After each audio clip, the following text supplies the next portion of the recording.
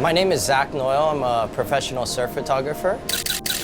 I was introduced to photography through my dad. He's a commercial photographer, but I never took an interest to photography until I started loving the ocean so much and seeing the ocean and seeing all the waves and things, and that's when I became so in love with photography and capturing wave images.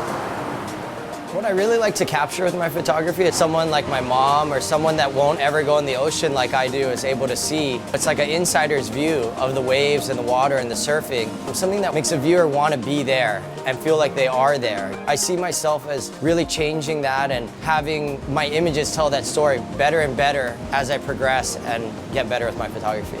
I shoot with SPL water housings. They're wonderful housing. I've slammed it on the reef. It's dented. It hasn't cracked like the other fiberglass ones or other things. But all this at aircraft aluminum, like hardened steel, you're gonna be good, you know, hitting that.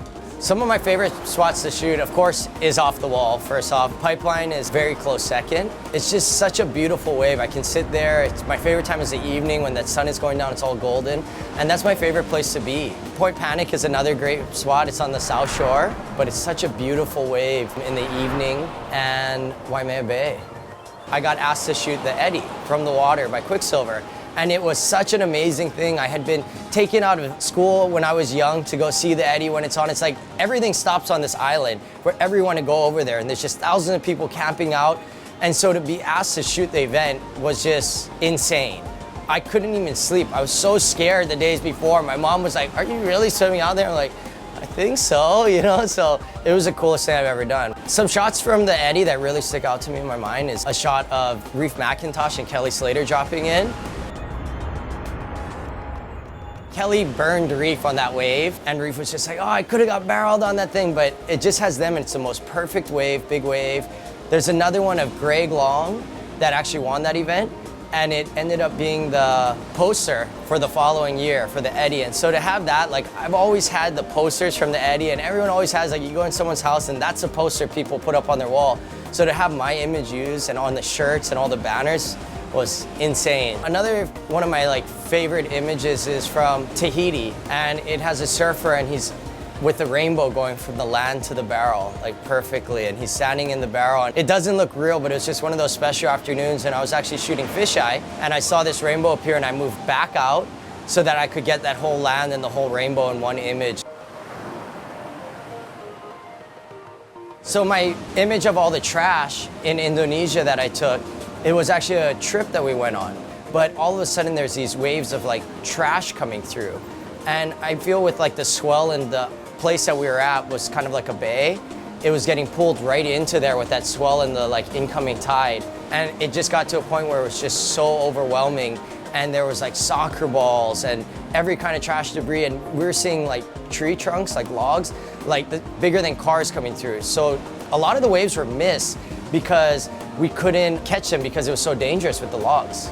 For Red Bull Illume, I submitted an image. It was a sequence shot, and it was Gabriel Medina, and it was actually right out here, and just a small day kind of like this, and it was just a beautiful sunset. So I'm trying to do these airs, and I wanted to put the viewer to be like they were actually there. You have the water coming up on the beach where you can see, instead of just the typical tight action sports surf shot where it's just that raw energy and power. I like to get that whole, the clouds and the water and everything like that. I love backlit.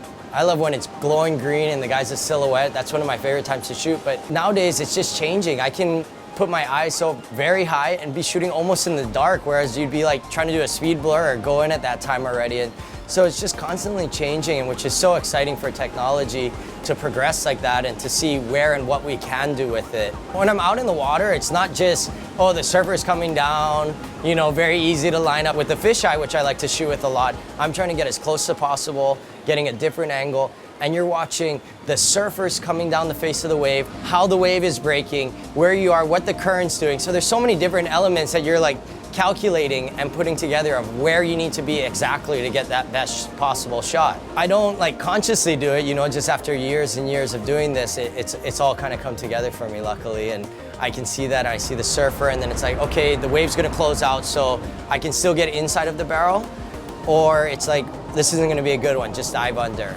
going under the wave and you can get sucked over or caught inside. So I think it's so much fun to get caught or be out there in the waves, and that's where I want to be. You know, I'd rather be there than be on land shooting, and it's just right there in the action to me. It's non-stop and a great workout. And then all of a sudden it's like bear attack, bear attack. Literally articles popping up where it says 30 grizzly bears surrounded scientists in a cabin for a week. We arrived in Russia.